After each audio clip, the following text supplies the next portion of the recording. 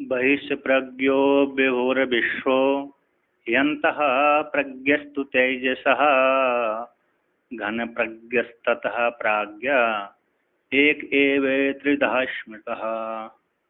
तो कहते हैं तो बहिष्प्रज्ञ विभुर्विश्व, जो विभु है विश्व है, ऐसा जो विराट के साथ अभिन्न अध्यात्म और अधिदेवत को एक करके जो विभु विश्व, ऐसा विभु विश्व विराट जागृत अवस्था का अभिमानी जो देवता है, संपूर्ण स्थूल शरीर में अभिमान करने वाले जो विराट रूप विश्व है, वैश्वानर है, वह भार को कहते हैं बहिष्प्रज्ञो, भार को और विषय करने वाले। क्योंकि परमात्मा ने धाता ने इंद्रिय जो बनाई है, परांचिखाणी वर्णस्वयंभू तस्मात् परांग पश्यन्ति नान्तरात्मन।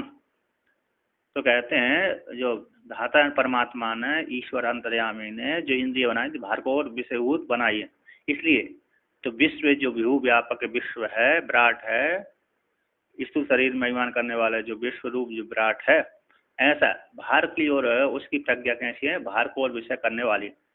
यत जाग्रतो दूरम उदयति तदुस्तथैवेति दूरम मन ज्योति खान ज्योति रेकंतन में मन शिव संकल्प मस्तु।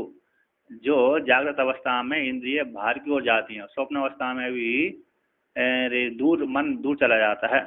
जागृत अवस्था में जो मन है दूर चला जाता है, स्वप्न अवस्था में भी दूर दूर जाता रहता है, दूर के विषय करता है। ऐसा जो मन है, मेरा जो मन है, वो मन शिव संकल्प वाला हो जाए, शांत प्रकृति वाला हो जाए। तो भैष प्रज्ञा वाला विभु कैसे जो विश्व है विभु है, भैष प्रज्ञा वाला होता है। ये शब्द जो आया है कहते हैं अध्यात्म और अधिदेवत को पूर्वोक्त श्रुतियों के द्वारा अभेद के चिंतन करने के लिए, अभेद को सिद्ध करने के लिए ये शब्द है। और अंत प्रज्ञस्तु तेजस, और जो अंत प्रज्ञ है तेजस है, समष्टि में हिरण्यगर, व्यष्टि में तेजस है, दोनों अध्यात्म अधिदेवत को दोनों एक जो तेजस है, वह तेजस वो भी विभु व्यापक है। ऐसे विभु व्यापक जो तेजस है वह अंत प्रज्ञा वाला है। अर्थात स्वप्न अवस्था में भार इंद्रियां तो नहीं रहती, किंतु मन इंद्रियों की जो वृत्ति है स्वप्न में एकीभूत होकर के अंतर ही अंतर विषय करती रहती हैं। तो कहते हैं उसी प्रकार से घन प्रज्ञ तथा प्राज्ञ, जो घन प्रज्ञ है, जागृत के भोग करके व्यक्ति जीव थक जाता है, स्वप्न में जाता है, स्वप्न के भोग करके जब थक जाता है सुसुप्ति में जाता है, अपने स्वरूप को प्राप्त करने की इच्छा से जाता है, विश्राम को प्राप्त होने की इच्छा करता है। तो जागृत और स्वप्न उपाधियों को छोड़ करके सुसुप्ति में जाता है। तो सुसुप्ति में जाते ही कारण में लीन हो जाते, उसकी सारी इंद्रिय की वृत्तियां हैं, इंद्रियां हैं, मन है, मन सा अविद्या रूप कारण में लीन हो जाता है। तो वहां पर घन प्रज्ञा वाला हो जाता है। जो उसकी प्रज्ञा थी घन स्वरूप ठोस एकदम पूरी के पूरी ठोस हो जाती, किंचित मात्र भी अब छेद नहीं रहता, अब किंचित मात्र भी छेद नहीं रहता। ऐसा जो घन प्रज्ञ है, ठोस है, वो प्राज्ञ, प्रकृष्टम जानाति थी प्राज्ञ, प्रकृष्टम जानाति प्रज्ञ, प्रज्ञ प्राज्ञ, जो प्राज्ञ है समान रूप से निर्विशेष रूप से जानता है, एन भेद रूप से जानता ही नहीं। ऐसे जो प्राज्ञ है वो सुसुप्ति अवस्था में प्राग अध्यात्म में प्राज्ञ, अधिदेवत में ईश्वर बन जाता है। तो ऐसे दो अध्यात्म और अधिदेवत में अभेद चिंतन करके जो प्राज्ञ है प्राज्ञ है। ऐसे जागृत का अभिमानी जो आत्म विश्व है वही स्वप्न में जाकर के तेजस बन जाता है, और वही तो तेजस का अभिमानी जो स्वप्न का जागृत का अभिमानी जो विश्व था वही स्वप्न में जाकर तेजस बन जाता है, जो स्वप्न का अभिमानी जो तेजस वही सुसुप्ति में जाकर के प्राज्ञ बन जाता है। ऐसे जो प्राज्ञ रूप ईश्वर प्राज्ञ है, वह जो आत्मा है वह कहते एक एव एक, अन्य योग व्यवच्छेद, अन्य योग व्यवच्छेद के द्वारा कहते हैं एक एव एक ही है। और जागृत अवस्था में दूसरा चेतन हो, स्वप्न अवस्था में दूसरा चेतन हो, सुसुप्ति में दूसरा ही अलग ही चेतन हो, ऐसी बात नहीं है। कहते एक ही, तीनों अवस्था में जाता हुआ एक ही रहता है।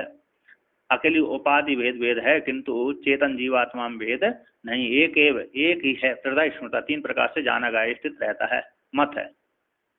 अन्य योग विवचित है न, अत्यंत योग कहते हैं अन्य योग विवचित है, पार्थिव धनोदर है। अद्वितीय परमात्मा जो जीवात्मा है अद्वितीय परमात्मा रूप से एक ही है, तीन प्रकार से उपाधि को लेकर तीन प्रकार से विभक्त होता है, उपाधि को लेकर के। अन्य योग व्यवच्छेद, अत्यंत योग व्यवच्छेद और अयोग व्यवच्छेद।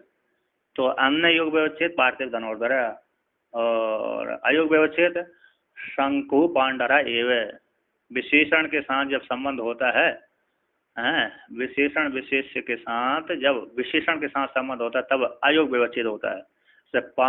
शंकु पांडरा एव, तो शंकु का पांडर के साथ संबंध हो गया तो विशेषण संगत अयोग व्यवच्छेद, और क्रिया के साथ संबंध होता है एवकार का तो अत्यंत योग। नीलम अब्जम भवत्येव, तो भवती एव, नीला कमल होता ही है। इस प्रकार से अत्यंत योग व्यवच्छेद कहते हैं। तो यहाँ पर अन्य योग व्यवच्छेद पार्थ एव धनुर्धरा, पार्थी धनुर्धरा, इस प्रकार से वर्णन किया। तो यहाँ पर कहते हैं टीकाकार कहते हैं विश्वस्य विभुत्वम प्रागुक्त अधिदेविक अभेदम अभेदात अवधेयम, कहते हैं विश्व का जो विभुत्व है प्रागुक्त अधिदेवत के साथ अभेद रूप से जान लेना चाहिए। तो यहाँ पर ही शब्द जो मूल में ही शब्द आया, तो कहते हैं आध्यात्म अधिदेवक अभेदे, अध्यात्म और अधिदेवत के अभेद में पूर्व जो कही गई है, पूर्व जागृत स्थान इत्यादिकम जो कहा गया, पूर्वोक्त उदाहरित श्रुति को सूचित करने के लिए ही शब्द आया है। तो टीकाकार कहते हैं स्थूल सूक्ष्म कारण उपाधि वेदात जीव वेदम असंख्य, कहते स्थूल अलग है, सूक्ष्म अलग है, कारण उपाधि वेद, तीन उपाधि होने से जीव वेद की संख्या हो जाए, उपाधि वेद से जीव संख्या हो जाए। तो कहते ना स्वरूप पे एक के भी, कहते स्वरूप में एक होने पर भी स्वतंत्र उपाधि वेदम बिना, स्वतंत्र उपाधि भेदम बिना विशेषण मात्र भेदात अवान्तर भेद उक्ति का, स्वतंत्र उपाधि भेद के बिना भिन्न, स्वतंत्र उपाधि भेद से भिन्न विशेषण मात्र भेद से अवान्तर भेद की उक्ति है, बाकी अन्य नहीं है। स्वतंत्र भेद, स्वतंत्र उपाधि, तो 3 नंबर टिप्पणी दिया है। कहते मितो स्वतंत्र यानी कहते मितो निरपेक्ष इतिहावत है, स्वतंत्र एक दूसरे की अपेक्षा ना करना उसको स्वतंत्र बोलते हैं। जैसे उदाहरण देते हैं उपाधे स्वतंत्र नाम, उपाधे स्वतंत्र नाम स्व उपहित व्यवहारे उपाधि अंतर निरपेक्षत्वम यथा देवदत्त यज्ञदत्तयोः, कहते हैं उपाधि स्वतंत्र नाम किसको बोलते हैं, स्व से उपहित, अपने से उपहित व्यवहार में दूसरी उपाधि की अपेक्षा किए बिना है जैसा व्यवहार होता है। देवदत्त को यज्ञदत्त की अपेक्षा नहीं रहती, अपना कार्य करता रहता है। उसी प्रकार से कि देवदत्त ही यज्ञदत्त हो ऐसी बात है नहीं है, वहाँ पर स्वतंत्र उपाधि है। देवदत्त को अपनी उपाधि से युक्त होकर के व्यवहार करता है। देवदत्त जिस शरीर में अवस्थित है उसी शरीर से युक्त होकर के, देवदत्त जिस शरीर में अवस्थित है उसी शरीर से युक्त होकर व्यवहार करता है। कहते देवदत्त में देवदत्त के शरीर में यज्ञदत्त हो ऐसी बात नहीं है, वहाँ पर स्वतंत्र उपाधि है, उसको दूसरे यज्ञदत्त की अपेक्षा नहीं होती। किंतु जो पराधीन अस्वतंत्र उपाधि, कहते विश्वादि उपाधि नाम तू मितः सापेक्षत्वात् अस्वतंत्रात्, कहते विश्वादि विश्व तेजस प्राग, इन उपाधियों का तो परस्पर एक दूसरे की अपेक्षा होती है, क्योंकि एक ही शरीर में अवस्थित रहते हैं। जो एक शरीर में अवस्थित नहीं रहते, एक ही शरीर में अवस्थित नहीं रहते, उनकी उपाधि कैसे होती, स्वतंत्र होती है। किंतु जो एक ही शरीर में अवस्थित रहते हैं अवान्तर भेद को लेकर के वर्णन किया जाता है, तो वहाँ पर स्वतंत्र उपाधि उनकी नहीं रहती। जागृत में उसको विश्व कह देते हैं, स्वप्न में उसको जाकर के तेजस कहते हैं, सुषुप्ति में जाकर उसको प्राग कहते हैं। कहते हैं विश्वादि उपाधियों का तो परस्पर अपेक्षा होने से स्वतंत्र नहीं है, न मुख्य भेद प्रयोजकत्वम, विश्व तेजस प्राग जो उपाधि स्वप्न जागृत सुसुप्ति अवस्था है वे मुख्य भेद का प्रयोजक नहीं है। विशेषण मात्र भेद होने से अवान्तर भेद, कहते हैं अवान्तर भेद का संपादक होने से तेसा उनका अवान्तर भेद ही उक्ति, अवान्तर भेद की उक्ति ही संभव है, पारमार्थ रूप से अलग अलग वो नहीं है। तो यहाँ पर कहते हैं तो एक एव तथा स्मृता, एक ही है, अन्य योग व्यवच्छेद पार्थ एव धनुर्धरः, अलग अलग नहीं, जागृत का अलग चेतन हो, स्वप्न का अलग चेतन हो, सुसुप्ति का अलग चेतन हो, ऐसी बात नहीं है। तो आप कहते हैं भगवान भाष्यकार कहते हैं बहिष्प्रज्ञा, तो बहिष्प्रज्ञा के बाद कहते हैं टीकाकार कहते हैं बहिष्प्रज्ञा वाला हो जाता है। तो आप कहते हैं टीकाकार कहते हैं पदार्थानां पूर्वम एव उक्तत्वात् तात्पर्यम श्लोकस्य वक्तव्यम अवशिष्यते, कहते हैं पदार्थों का तो विश्व तेज से विश्व तेजस प्राज्ञ आदि पदार्थों का, तीनों अवस्थाओं का पूर्व में उक्तत्वात्, पूर्व में ही कह दिया गया है। श्रुति में जो कह दिया गया जागृत स्थान आदि पदार्थों का व्याख्यान, विश्व तेजस प्राज्ञ आदि जो पदार्थ हैं उनके पदार्थों का व्याख्यान तो पहले श्रुति में ही व्याख्यान कर दिया गया है पूर्व उक्त होने से। अब यहाँ पर कहते हैं तात्पर्य, इस श्लोक के तात्पर्य को वक्तव्य अवशिष्यते जो रहेगा उसको कहते हैं। इस श्लोक के वक्तव्य तात्पर्य, उस तात्पर्य को जो अवशिष्य रह गया था, अवशिष्यते, उसी को कहते हैं पर्यायण। कहता परायण त्रिस्थानत्वात् सो हम इति स्मृत्या प्रतिसंधानाच्च, पर्याय से, क्रम से, जागृत में आकर के विश्व कहलाता है, स्वप्न में आकर के तेजस कहलाता है, सुषुप्ति में आकर के प्राज्ञ कहलाता है। पर्याय क्रम से त्रिस्थानत्व होने से तीन, सो है हम हूँ, इस प्रकार से स्मृति से एक ही का क्या हो जाता है, प्रतिसंधान होता है। स्मृति यानी प्रतिज्ञा होने से सो हम मैं, एक प्रत्यक्ष वही मैं हूँ, जो सोया था, जो जागृत में आया हूँ वह मैं ही हूँ। सोया अलग है और जागृत में जागा है वो अलग है, ऐसी बात नहीं है, ऐसी स्मृति नहीं होती। सोने वाला अलग है और जागने वाला अलग है, ऐसी स्मृति नहीं। तो किंतु जो सोया है वो मैं ही हूँ, इस प्रकार जागृत जो सोया था अब मैं जागा हूँ वो मैं ही हूँ, इस प्रकार से स्मृति होने से, प्रतिज्ञा होने से, प्रतिसंधान है विषय का कारण होने से, तो एक ही है, तीनों अवस्था में एक ही है। कहते स्थान त्रय व्यतिरिक्तत्वम एकत्वम, स्थान त्रय से व्यतिरिक्तत्वम एकत्वम शुद्धत्वम असंगत्वम च सिद्धम इति अभिप्राय।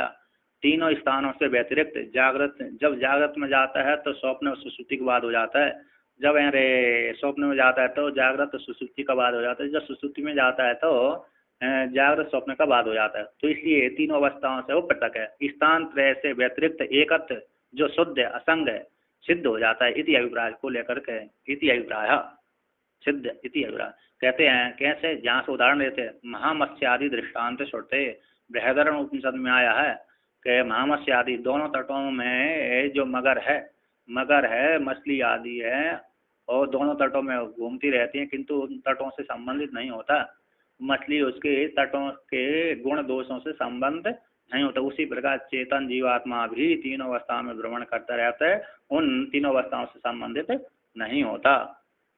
तो टीकाकार कहते हैं यदि आत्मनस् चैतन्यम इव स्वाभाविकम स्थानत्रयम् न तर्हि तद्वद एव तम व्यभिचरितुम अर्हति।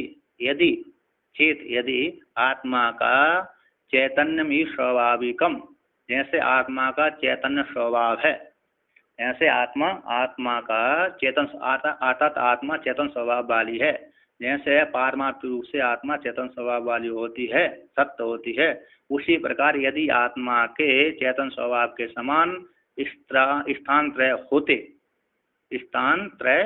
होते तर्हि तब तो तद्वद एव, यदि आत्मा के चैतन्य के समान स्वाभाविक स्थान त्रय यदि आत्मा के होते तो तर्हि तब तो तद्वत, जैसे चैतन्य का, जैसे आत्मा का चैतन्य का अभाव नहीं होता, जैसे आत्मा का तद्वत एव, जैसे आत्मा का चैतन्य स्वभाव नष्ट नहीं होता, तद उसी प्रकार से तम वो स्थान है आत्मा के व्यभिचरितुम अर्हति न, तो आत्मा की जो तीन स्थान है वो व्यभिचार होने के योग्य नहीं होते।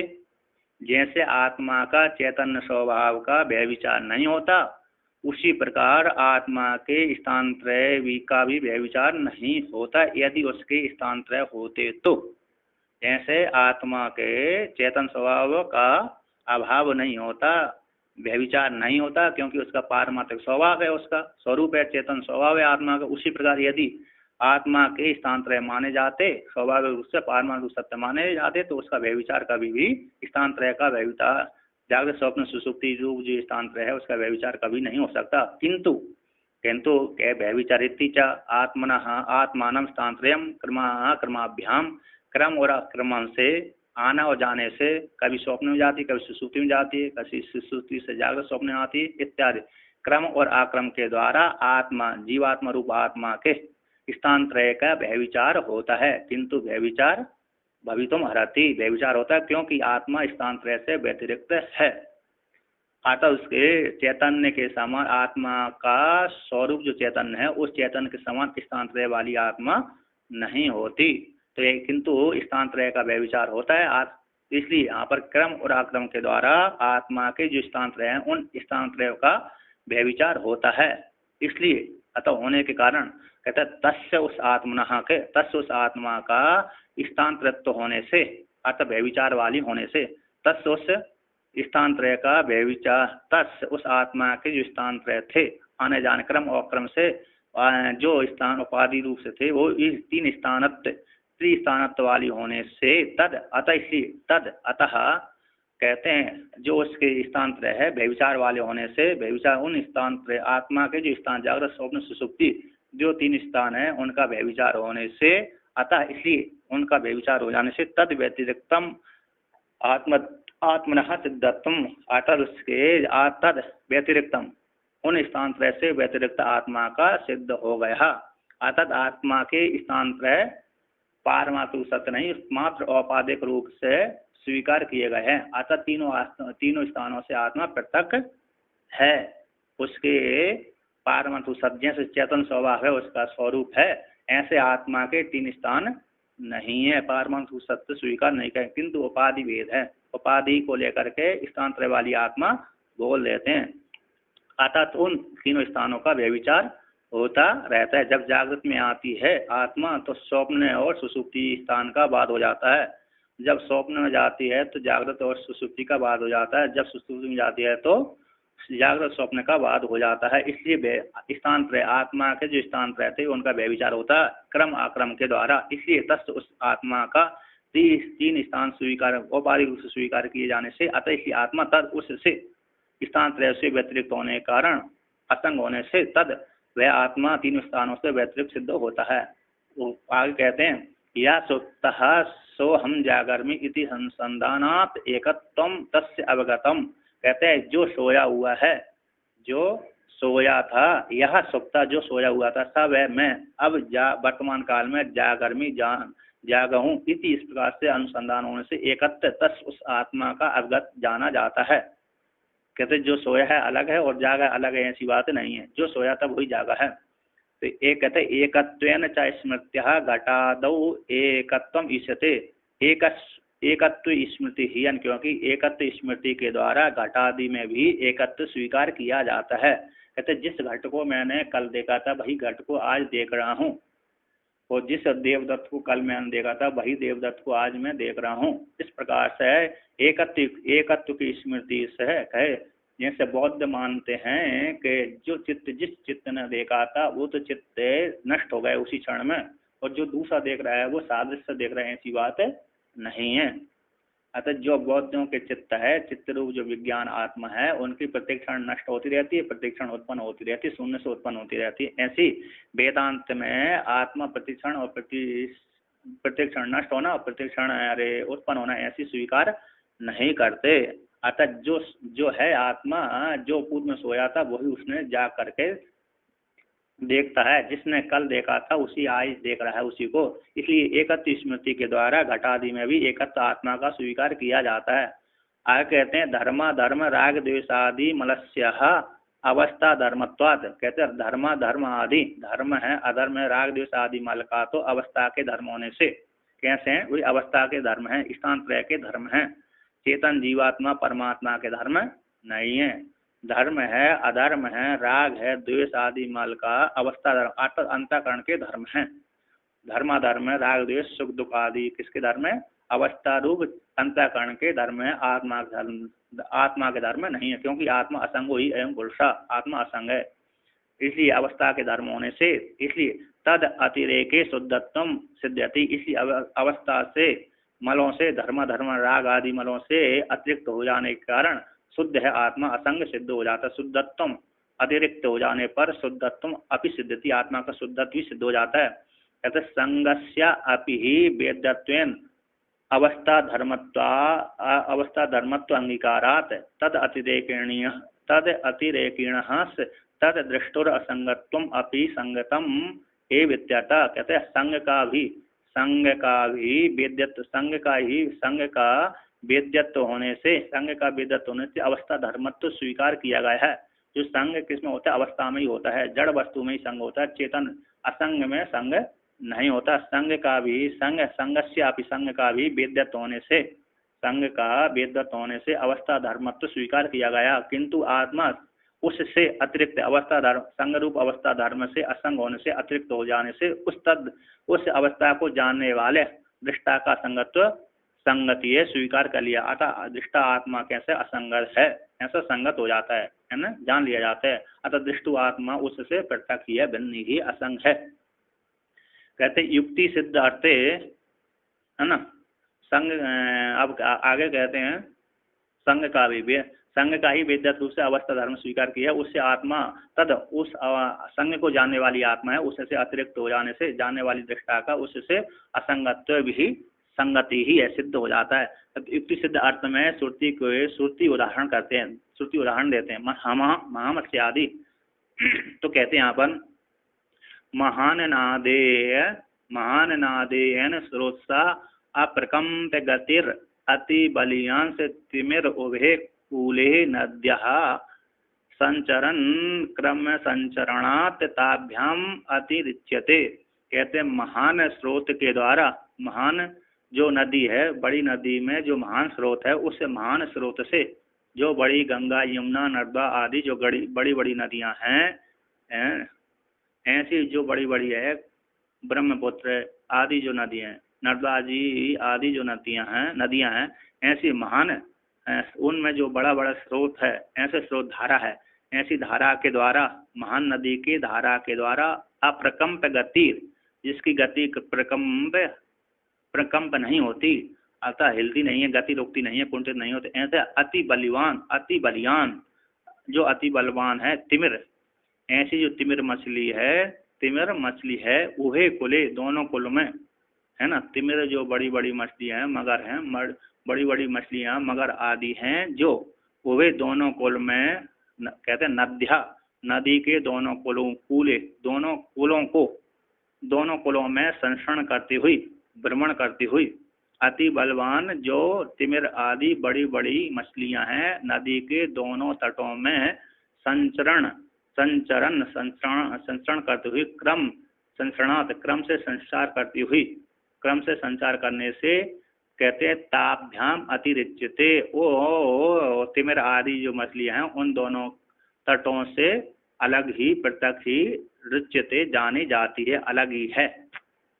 अतः उनकी जो गति अप्रकम्प गति वाली जो बड़ी बड़ी मछलियां हैं, दोनों नदी के दोनों कूलों के में भ्रमण करती हुई, इधर से उधर जाती हुई, वो दोनों तटों से वो मछली मगर आदि अलग ही जानी जाती है, अलग ही रहती है।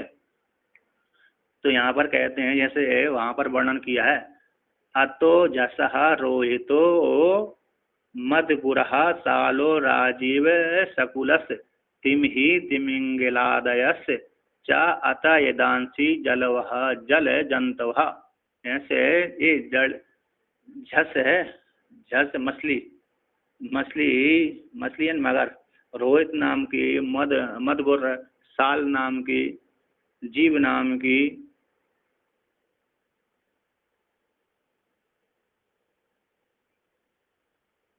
राजीव नाम की, सकुली नाम की, तिमिन नाम की, तिमिंगल नाम की जो मछली हैं, जो जल की एदांसी जल जंतुआ, जो जल के भीतर है, जी जल के जंतु हैं। तो इत्यादि जो तिमिर नाम की जो मछली है, ऐसी जो तिमिर तिमिंगल आदि जो मछली होती है, मगर कहते हैं एक मछली दूसरी मछली को खाने वाली, बड़ी बड़ी मछलियों को खा जाती है। मकर है, कहते हैं मकर को खाने वाली ही मकर का नाम तिमिंगल कहलाता है। बड़ी मछली को खाने वाली बड़ी मछली का नाम तिमिंगल। एक बड़ी से बड़ी जो मछली है, तिमिर को भी खाना, जो तिमिर तिमिंगल आदि हैं, जो उनसे छोटी छोटी मछलियों को निगल जाती है, खा जाती है, ऐसी तिमिंगल नाम की मछली है, वो बड़ी बड़ी मछलियों को भी खा जाती है।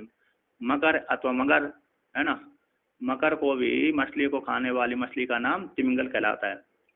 ऐसा तो जो बड़ी बड़ी मछलियां हैं, दोनों को तटों में घूमती है नदी के, उनसे अपरता की रहती है।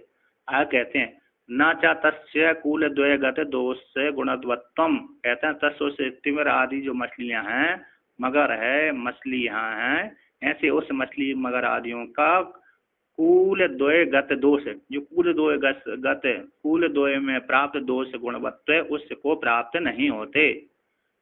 मछली आदियों को कूल द्वय, कूल तट, नदियों की जो दोनों तट हैं, कूल द्वय से प्राप्त होने वाले दोष गुणवत्त उस गुण और दोष उस मछलियों को प्राप्त नहीं होते, अतः उनसे संबंधित नहीं होते। गुण दोषों से वह मछलियां आदि संबंधित नहीं होती। नाचा असौ क्वचिद अपि सज्जते, कहते हैं असौ है, मछलियां हैं, महामत्स्य आदि हैं, कि कहीं पर भी संबंधित नहीं होती, उन दोनों तटों से संबंध भी नहीं होती। उसी प्रकार ये आत्मा भी तीनों तटों में तीनों अवस्था में घूमती हुई उन तीनों अवस्थाओं से पृथक रहती है, संबंधित नहीं होती। अब दूसरा उदाहरण देते हैं।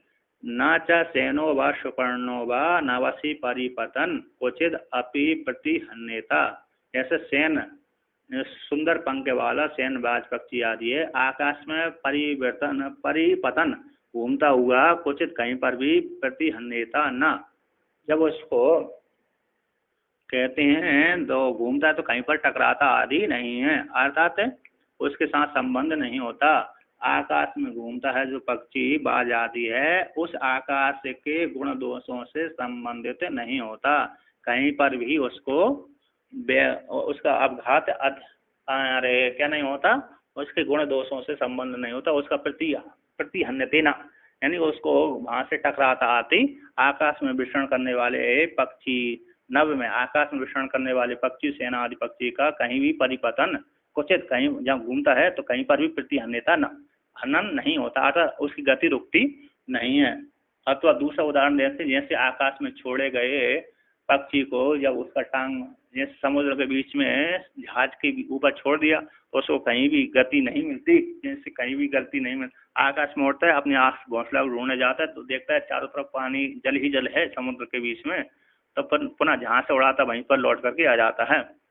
उस तो यहाँ पर है तो दृष्टांत तो यह है कि आकाश में उड़ने वाले पक्षी का, जो पक्षी है वैसेन आदि का, घूमता हुआ कहीं पर भी उसकी गति रुकती नहीं है, अर्थात आकाश के गुण दोषों से संबंधित नहीं होता, कहीं पर उसकी गति अवच्छिन्न नहीं होती।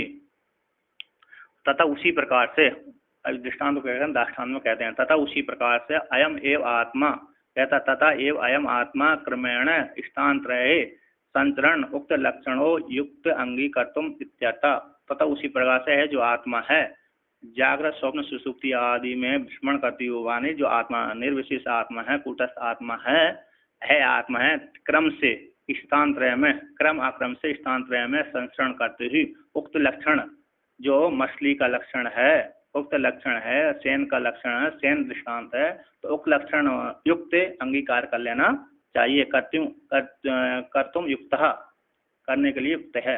अर्थात जैसे सेन पक्षी आदि मछली आदि दोनों तटों पे और आकाश में भ्रमण करने वाले उसके गुण, आकाश के गुण दोषों से तटों के गुण दोषों से संबंध नहीं होते, मछली और पक्षी आदि उसी प्रकार आत्मा भी क्रम से तीनों स्थान में भ्रमण करने पर स्थानत्रय में भ्रमण करती हुई उक्त लक्षण वाली होती है, अतः उनके वो तीनों अवस्थाओं के गुण दोष से संबंधित है, वो आत्मा नहीं होती, असंग ही बनी रहती है।